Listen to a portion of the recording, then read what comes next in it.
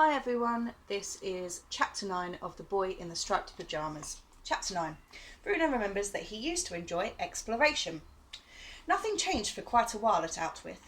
Bruno still had to put up with Gretel being less than friendly to him whenever she was in a bad mood, which was more often than not because she was a hopeless case.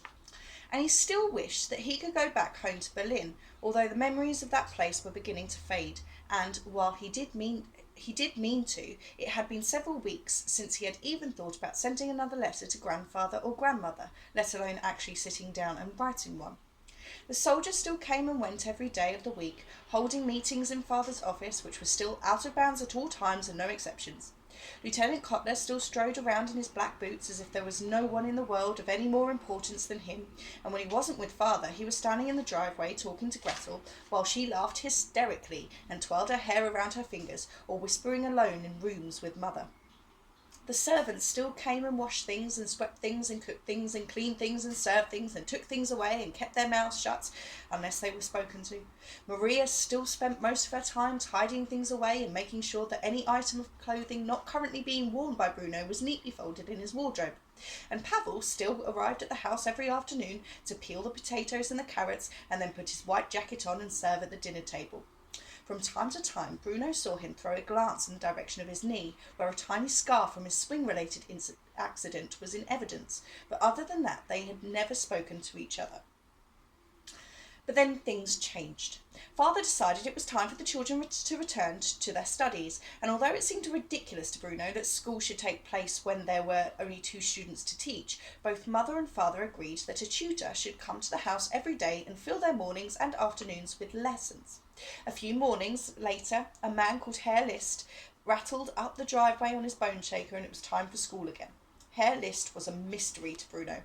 Although he was friendly enough most of the time, never raising his hand to him like his old teacher in Berlin had done, something in his eyes made Bruno feel there was an anger inside him, just waiting to get out. Herr List was particularly fond of history and geography, while Bruno preferred reading and art. Those things are useless to you, insisted the teacher. A sound understanding of the social sciences is far more important in this day and age. Grandmother always let us perform in plays back in Berlin, Bruno pointed out. Your grandmother was not your teacher, though, was she? Asked Herr List. She was your grandmother, and here I am your teacher, so you will study the things that I say are important, and not just the things you like yourself. But aren't books important? Asked Bruno. Books about things that matter in the world, of course, explained Herr List, but not storybooks, not books about things that never happened. How much do you know of your history anyway, young man? To his credit, Herr List referred to Bruno as young man, like Pavel, and unlike Lieutenant Kotler. Well, I know I was born on April the 15th, 1934, said Bruno. Not your history, interrupted Herr List, not your own personal history. I mean the history of who you are, where you come from, your family's heritage, the fatherland. Bruno frowned and considered it. He wasn't entirely sure that father had any land, because although the house in Berlin was a large and comfortable house, there wasn't very much garden space around it, and he was old enough to know that Outwith did not belong to them, despite all the land there. Not very much, he admitted finally. Although I know quite a bit about the Middle Ages, I like stories about knights and adventures and exploring. Herr List made a hissing sound through his teeth and shook his head angrily. Then this is what I am here to change, he said in a sinister voice, to get your head out of your storybooks and teach you more about where you come from, about the great wrongs that they have done to you. Bruno nodded and felt quite pleased by this, as he assumed that he would finally be given an explanation for why they had all been forced to leave their comfortable home and come to this terrible place, which must have been the greatest wrong ever committed to him in his short life. Sitting alone in his room a few days later, Bruno started thinking about all the things he liked to do at home that he hadn't been able to do since he had come to Outwith. Most of them came about because he no longer had any friends to play with, and it wasn't as if Gretel would ever play with him. But there was one thing that he was able to do on his own, and that he had done all the time back in Berlin, and that was exploring. When I was a child, Bruno said to himself, I used to enjoy exploring, and that was in Berlin, where I knew everywhere and could find anything I wanted with a blindfold on. I've never really done any exploring here. Perhaps it's time to start. And then, before he could change his mind, Bruno jumped off his bed and rummaged in his wardrobe for an overcoat and an old pair of boots, the kind of clothes he thought a real explorer might wear, and prepared to leave the house. There was no point doing any exploring inside. After all, this wasn't like the house in Berlin, which he could just about remember had hundreds of nooks and crannies and strange little rooms, not to mention 5 floors if you counted the basement, and a little room at the top with the window he needed to stand on tiptoes to see through. No, this was a terrible house for exploration. If there was any to be done, it would have to be done outside. For months now, Bruno had been looking out of his bedroom window at the garden and the bench with the plaque on it, the tall fence and the wooden telegraph poles, and all the other things he had written to grandmother about in his most recent letter. And as often as he had watched the people, all the different kinds of people in their striped pyjamas, it had never really occurred to him to wonder what it was all about. It was as if it were another city entirely, the people all living and working together side by side with the house where he lived. And were they really so different? All the people in the camp wore the same clothes, those pyjamas, and their striped cloth caps too.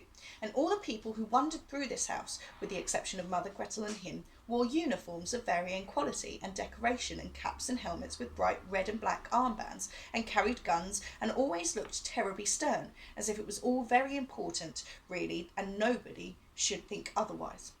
What exactly was the difference, he wondered to himself, and who decided which people wore the striped pyjamas and which people wore the uniforms? Of course, sometimes the two groups mixed. He'd often seen the people from his side of the fence on the other side of the fence, and when he watched it was clear that they were in charge.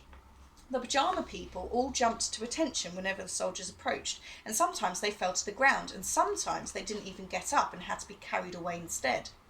It's funny that I've never wondered about those people, Bruno thought, and it's funny that when you think of all the times the soldiers go over there, and he had even seen father go over there on many occasions, that none of them had ever been invited back to the house.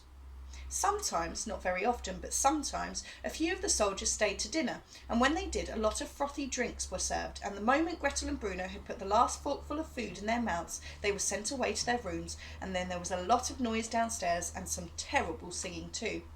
Father and Mother obviously enjoyed the company of the soldiers, Bruno could tell that, but they'd never once invited any of the striped pyjama people to dinner. Leaving the house, Bruno went round to the back and looked up towards his own bedroom window, which, from down here, did not look quite so high anymore. You could probably jump out of it and not do too much damage to yourself, he considered, although he couldn't imagine the circumstances in which he would try such an idiotic thing. Perhaps if the house were on fire and he was trapped in there, but even then it would seem risky. He looked as far to his right as he could see, and the tall fence seemed to carry on in the sunlight, and he was glad that it did, because it meant that he didn't know what was up ahead, and he could walk and find out, and that was the exploration. That was what exploration was all about, after all. There was one good thing that Herr Liszt had taught him about in their history lessons. Men like Christopher Columbus and Amerigo Vespucci, men with such adventurous stories and interesting lives, that it was only confirmed in Bruno's mind that he wanted to be like them when he grew up. Before heading off in that direction, though, there was one final thing to investigate, and that was the bench. All those months he'd been looking at it and staring at the plaque from a distance and calling it the bench with the plaque, but he still had no idea what it said. Looking left and right to make sure that no one was coming, he ran over to it and squinted as he read the words. It was only a small bronze plaque, and Bruno read it quietly to himself. Presented on the occasion of the opening of, he hesitated. Out with camp, he continued, stumbling over the name as usual. June 1940. He reached out and touched it for a moment, and the bronze was very cold, so he pulled his fingers away before taking a deep breath and beginning his journey. The one thing Bruno tried not to think about was that he had been told on countless occasions by both mother and father that he was not allowed to walk in this direction, that he was not allowed anywhere near the fence or the camp, and most particularly that exploration was banned at Outwith, with no exceptions. And the questions for Chapter 9 is, what makes Bruno decide to go exploring, and have you ever done some exploring?